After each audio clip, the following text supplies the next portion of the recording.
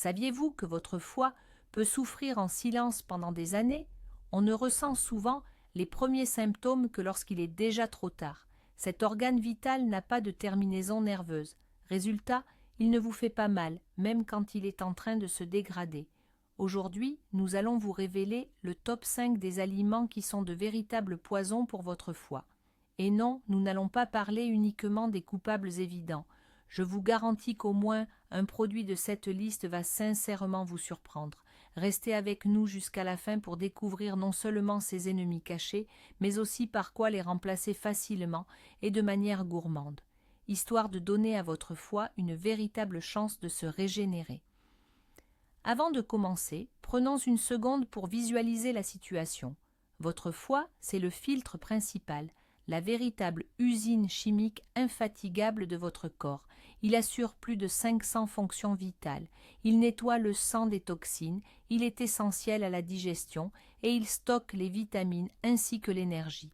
Il travaille 24 heures sur 24, 7 jours sur 7, sans jours fériés ni vacances. Et quand nous consommons quelque chose de nocif, c'est lui qui encaisse le choc principal. Dès lors, il devient évident qu'il est crucial d'en prendre soin et de choisir consciemment ce que nous mettons dans notre assiette. Alors, voilà l'ennemi public numéro 1. Il est doux, il est tentant et il est absolument partout. Je parle bien sûr du sucre, ou pour être plus précis, de son cousin le plus sournois, la fructose industrielle. Et là où elle devient carrément dangereuse, c'est sous forme liquide, les sodas bien sucrés, les jus de fruits en briques, les thés glacés et ces fameuses boissons énergisantes. Pour votre corps, c'est une véritable bombe à sucre. Dès que vous avalez un verre de ce genre, votre foie reçoit une dose massive de fructose. Il n'est tout simplement pas équipé pour gérer un tel choc. Il ne peut pas utiliser toute cette quantité d'énergie immédiatement. Alors, que voulez-vous qu'il fasse? Il n'a pas d'autre choix que de passer en mode production de graisse d'urgence. Ce mécanisme ressemble beaucoup à la manière dont votre foie gère l'alcool. L'excès de fructose est transformé en triglycérides, une forme de graisse qui va se loger directement dans les cellules hépatiques. Avec le temps, cela mène à ce qu'on appelle la stéatose hépatique non alcoolique, souvent désignée simplement comme le foie gras non lié à la consommation d'alcool. Imaginez que votre filtre principal est littéralement envahi par la graisse et qu'il cesse de fonctionner correctement. C'est une condition qui touche aujourd'hui un adulte sur 3. Malheureusement, c'est la porte ouverte vers des complications bien plus graves, comme l'inflammation chronique ou la cirrhose. Et tout cela commence avec une simple canette de boisson gazeuse, en apparence si inoffensive. Beaucoup d'entre vous vont sans doute s'objecter immédiatement. Attendez une minute, mais la fructose se trouve dans les fruits. Est-ce que cela signifie que les fruits sont aussi mauvais pour la santé? C'est un mythe très répandu, et il est essentiel de le démystifier. Oui, la fructose est bien présente dans les fruits, c'est vrai, mais elle est dans son emballage naturel. Elle arrive en compagnie d'eau, de vitamines, de minéraux et le plus important de tout, les fibres alimentaires. Ces fibres ralentissent l'absorption de ce sucre, l'empêchant d'arriver brutalement et de frapper notre foie de plein fouet. Par contre, le sirop de glucose-fructose, celui qu'on ajoute dans les sodas, les biscuits et les friandises industrielles, ça, c'est un concentré. C'est un véritable danger pour le foie, un produit purifié et sans aucune utilité nutritionnelle. Alors, par quoi remplacer ces boissons sucrées? La réponse est en fait très simple. Commencez par la bonne vieille eau potable, l'eau pure. C'est la meilleure amie de votre foie et de tout votre organisme. Si l'eau plate vous semble un peu triste, ajoutez-y une rondelle de citron, d'orange ou quelques feuilles de menthe fraîches. Les tisanes sans sucre sont aussi une excellente alternative. Camomille, menthe poivrée ou même du gingembre. Non seulement elles désaltèrent, mais beaucoup d'entre elles ont aussi des propriétés anti-inflammatoires intéressantes. En adoptant ce geste simple, vous retirez l'une des principales sources de stress et de surcharge pour votre foie. Passons maintenant au deuxième point de notre liste. Il s'agit d'un véritable tueur invisible, tapi dans une quantité astronomique de produits que vous trouvez dans les rayons de supermarché. Je veux parler des fameuses graisses trans. Ce sont des matières grasses créées artificiellement. Elles sont obtenues par un procédé chimique l'hydrogénation des huiles végétales. Les industriels, eux, les adorent. Pourquoi? Parce qu'elles coûtent peu cher, permettent une très longue conservation et améliorent énormément la texture des aliments. Vous les retrouverez partout, dans la margarine, les produits à tartiner, toutes les pâtisseries industrielles, les biscuits secs, les gâteaux, les chips, les plats préparés, et bien entendu dans tout ce qui est fast-food.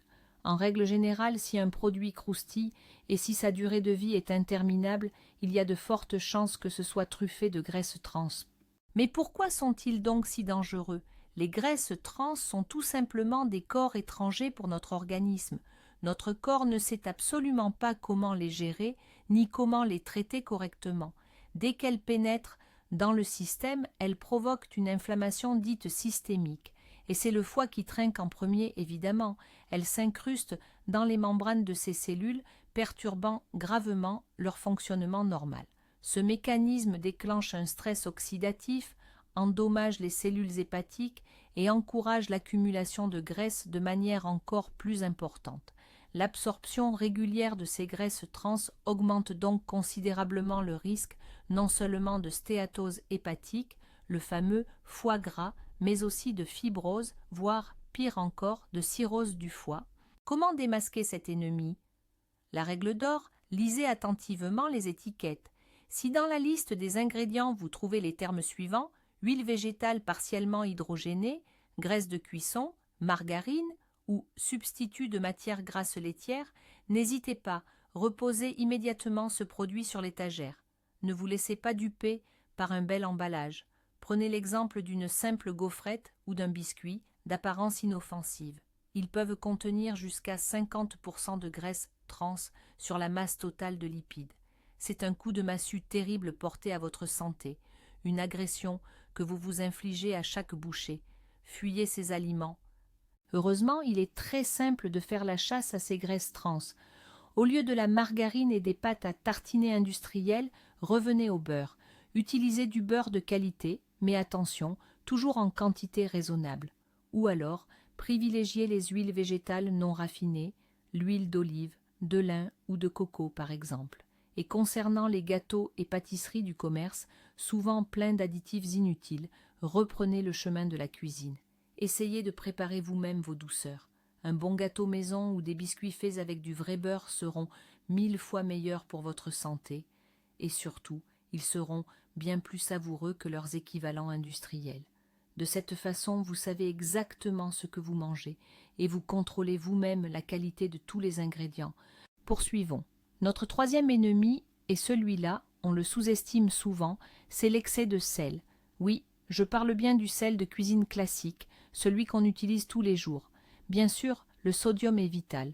Notre corps en a besoin pour maintenir l'équilibre hydrique, le fameux équilibre eau-sel, et pour le bon fonctionnement de notre système nerveux.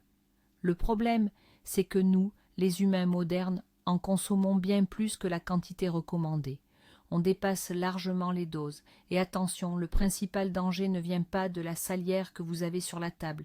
Il vient du sel caché, celui qui se trouve dans tous les plats préparés, les charcuteries et les produits industriels. Comment l'excès de sel nuit-il spécifiquement à votre foie? Commençons par le premier point. Une consommation élevée de sodium provoque une importante rétention d'eau dans l'organisme. Cette rétention fait inexorablement monter la tension artérielle.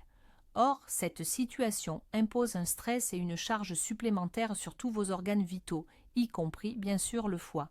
Deuxièmement, et c'est crucial, les études récentes établissent un lien direct entre une surconsommation de sel et le développement de la fibrose hépatique. Qu'est-ce que la fibrose? C'est le remplacement progressif des cellules saines du foie par du tissu cicatriciel ou tissu fibreux. En d'autres termes, votre foie commence à se rigidifier ou à s'endurcir. Cela entrave gravement ses fonctions et est considéré comme un signe avant-coureur très sérieux de la cirrhose. Il faut le dire clairement, le sel déforme et agresse littéralement les cellules hépatiques elles-mêmes. On pourrait croire qu'on ne consomme pas tant de sel que ça, mais faisons le point. Est-ce que vous mangez de la charcuterie, saucisses, jambon ou autres produits transformés et les conserves que ce soit des légumes, du poisson ou de la viande. Vous utilisez des sauces toutes prêtes comme le soja, le ketchup ou la mayonnaise. Vous achetez des soupes en sachet, des plats instantanés ou de la pizza surgelée. Tous ces aliments renferment une quantité astronomique de sel. Les industriels s'en servent à la fois comme conservateurs et comme exhausteurs de goût. Attention, une seule portion d'un tel produit peut déjà contenir l'intégralité de l'apport quotidien recommandé en sodium. Chut. Que faire? C'est très simple. Commencez par la règle d'or, celle de cuisiner à la maison avec des produits frais et bruts. Cela vous permet d'avoir un contrôle total sur l'assaisonnement, notamment la quantité de sel. Plutôt que de saler généreusement vos plats, ouvrez-vous au merveilleux monde des épices et des herbes naturelles. L'ail, l'oignon, le poivre noir, le paprika, le curcuma, l'origan, le basilic, sans oublier le jus de citron ou le vinaigre. Toutes ces merveilles peuvent apporter à vos plats une saveur et un parfum incroyables, sans nécessiter le moindre grain de sel superflu. Vos papilles s'habitueront très vite à ce changement. Vous redécouvrirez alors le goût véritable des aliments et, cerise sur le gâteau, votre foie vous dira merci. Le quatrième ennemi que nous allons aborder, ce sont des aliments que beaucoup de personnes considèrent comme la base même de leur assiette. Je parle ici des glucides raffinés, souvent appelés les sucres rapides ou simples.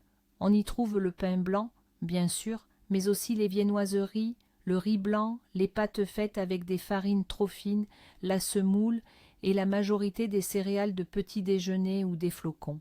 Le problème avec ces produits, c'est que, durant leur transformation, ils ont été presque entièrement privés de fibres, de vitamines et de minéraux essentiels. Il ne reste pour ainsi dire qu'un simple amidon. Et cet amidon, une fois dans notre corps, il se comporte ni plus ni moins comme si c'était du sucre pur.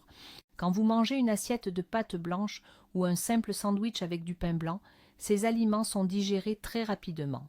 Cela provoque un pic soudain de votre taux de sucre ou de votre taux de glucose dans le sang. En réponse à ce pic, le pancréas libère une dose massive d'insuline. Celle-ci est chargée de faire entrer ce sucre dans les cellules.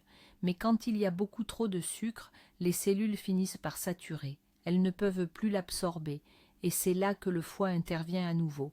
Il va récupérer l'excès de glucose qui circule dans le sang et, vous l'avez deviné, le transformer directement en graisse. Le mécanisme est exactement le même que celui observé avec le fructose. Souvent, quand on entend parler de ça, on a tendance à tomber dans les extrêmes et à décider d'éliminer complètement les glucides de notre alimentation. Mais attention, ce serait une très grave erreur. Les glucides sont notre principale source d'énergie, pour le corps comme pour le cerveau. Démystifions ce point.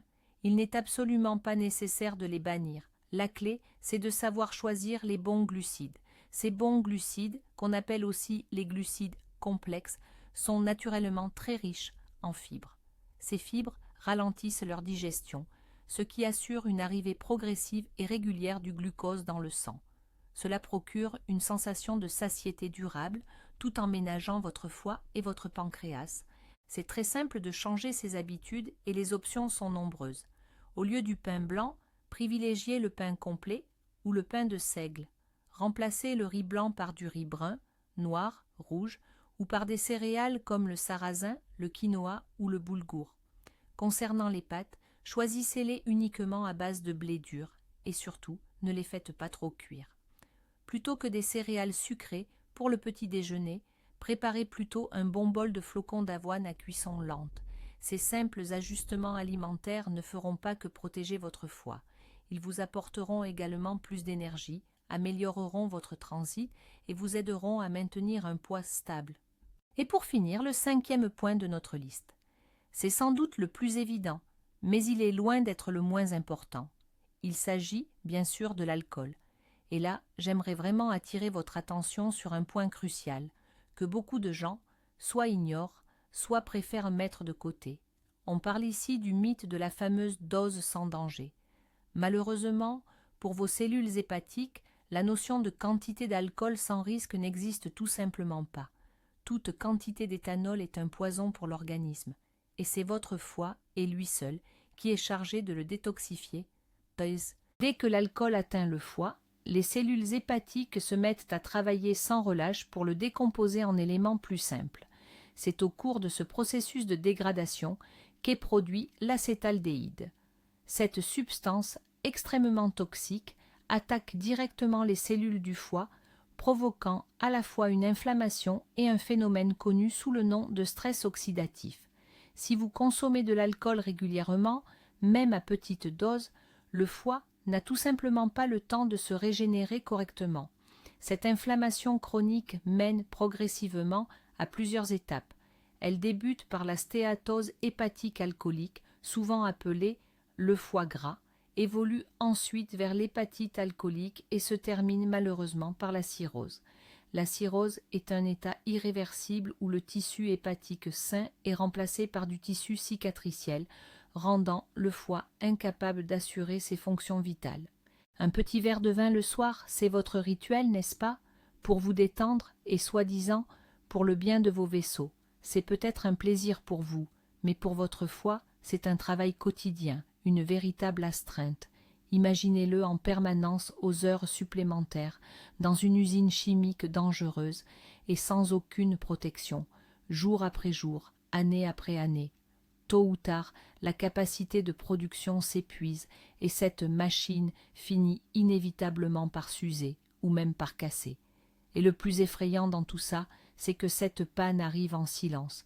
Vous ne ressentez absolument rien jusqu'à ce que vous ayez perdu plus de 75% de la fonction hépatique. Quelle substitution envisager, me direz-vous? La meilleure solution, et c'est une évidence, c'est l'abstinence totale, c'est-à-dire l'absence complète d'alcool dans votre quotidien. Votre organisme, et en particulier votre foie, vous remercieront infiniment pour ce geste salutaire. Maintenant, si vous cherchez simplement une alternative pour les rassemblements sociaux ou pour maintenir une ambiance festive, sachez qu'il existe aujourd'hui un choix impressionnant de produits de qualité. On trouve désormais des vins, des bières et même des spiritueux, tous sans alcool. Vous pouvez également vous amuser à préparer de délicieux et jolis cocktails maison, à base de jus de fruits frais, de sirop ou simplement d'eau pétillante. N'oubliez jamais, prenez grand soin de votre foie, il est précieux et vous n'en avez qu'un seul. Alors, faisons le point. Les boissons sucrées, les graisses trans des pâtisseries et des fast-foods, le sel caché dans les plats préparés, les glucides simples et bien sûr l'alcool. Voilà les 5 grands ennemis de votre foie. Vous connaissez désormais vos adversaires et le plus important, vous savez comment leur faire face grâce à des alternatives saines et gourmandes. Mais voici le fait le plus étonnant et le plus encourageant. Le foie est un organe unique doté d'une incroyable capacité à se régénérer. En supprimant ces produits nocifs de votre assiette, vous ne faites pas que cesser de l'abîmer. Vous lui offrez une véritable chance de retrouver sa jeunesse. Vous pouvez commencer dès aujourd'hui par un geste simple. Par exemple, remplacez votre verre de boisson gazeuse par un grand verre d'eau pure. Merci d'avoir suivi cette vidéo essentielle jusqu'au bout. Si vous avez appris quelque chose d'utile, n'hésitez pas à nous laisser un j'aime et à vous abonner à notre chaîne pour ne manquer aucune de nos prochaines vidéos santé.